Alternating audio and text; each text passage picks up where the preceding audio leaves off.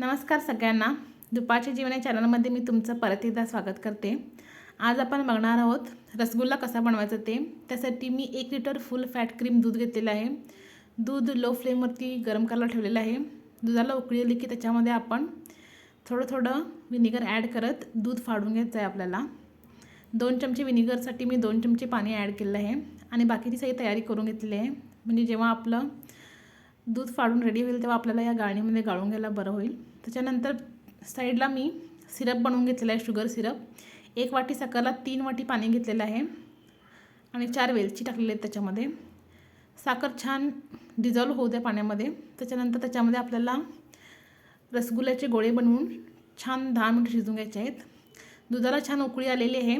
त्याच्यामध्ये मी हळूहळू करत विनेगर घालून घेतलेलं आहे.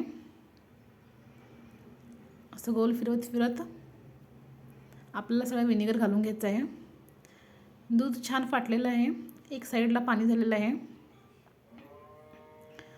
त्याच्यानंतर मी गाळणीमध्ये सगळं छान पाणी गाळून घेतलेलं आहे. तुम्ही लिंबाचा रससुद्धा वापरू शकता. 1 लिटर दुधामध्ये 8 रसगुल्ले तयार झाले आहेत मीडियम साईजचे. छोटे बनवला तर 10 होतील आणि याच्यापेक्षा थोडेसे मोठे बनवला की तुम्ही 6 रसगुल्ले तयार करू शकता.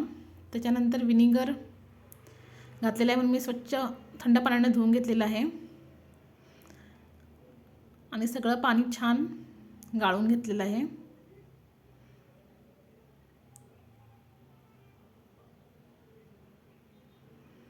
त्याच्यानंतर आपल्याला छान हलक्या हाताने 15-20 मिनिटं मळून घ्यायचं आहे.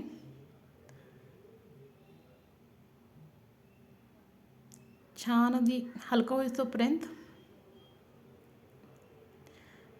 छेना जो आपला आहे तो हलका होईल तोपर्यंत मळून घ्यायचा आहे. त्याच्यानंतर बाइंडिंगसाठी मी याच्यामध्ये 1/2 चमचा कॉर्नफ्लॉवरचं पीठ घातलेलं आहे. तुम्ही मैदासुद्धा वापरू शकता. 1 चमचा लागेल असं वाटलेलं मला, पण 1/2 चमचाच मी घातलेला आहे. ते सुद्धा पिठामध्ये छान मिक्स करून घ्या आणि एक साईडचे छान गोळे बनवून घ्या. गोळे बनवत असताना मी सिरपकडे पण सुद्धा लक्ष देत आहे. साखर छान डिझॉल्व झालेली आहे. त्याच्यानंतर छान गोळे बनवून घेतलेले आहेत.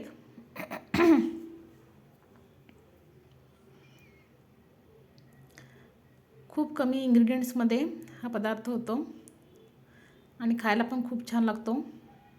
मला खूप आवडतो.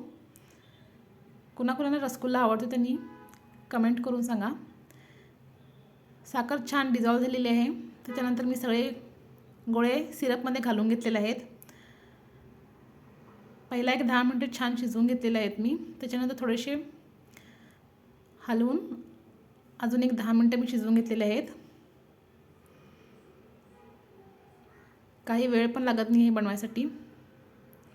त्याच्यानंतर एका कंटेनरमध्ये मी सगळे रसगुल्ले काढून घेतलेले आहेत आणि 2 ते 3 तास छान मी थंड करून घेतलेले आहेत. म्हणजे अगदी रस आतमध्ये जातो. अगदी जाळीदार छान झालेले आहेत रसगुल्ले आणि खायला पण खूप गोड लागतात. जर तुम्हाला थंड हवे असेल तर तुम्ही फ्रीजमध्ये सुद्धा ठेवू शकता.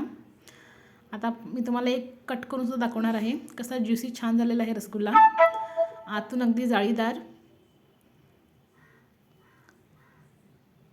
आणि खूप सॉफ्ट झालेला आहे. जसं आपण बाहेर खातो तसाच. तुम्ही बघू शकता कसा छान झालेला आहे. रेसिपी आवडल्यास मला लाईक, शेअर अँड सबस्क्राईब करा. असे छान व्हिडिओ मी तुमच्यासाठी घेऊन येत राहीन. See you in the next video. Have a nice day. Bye bye.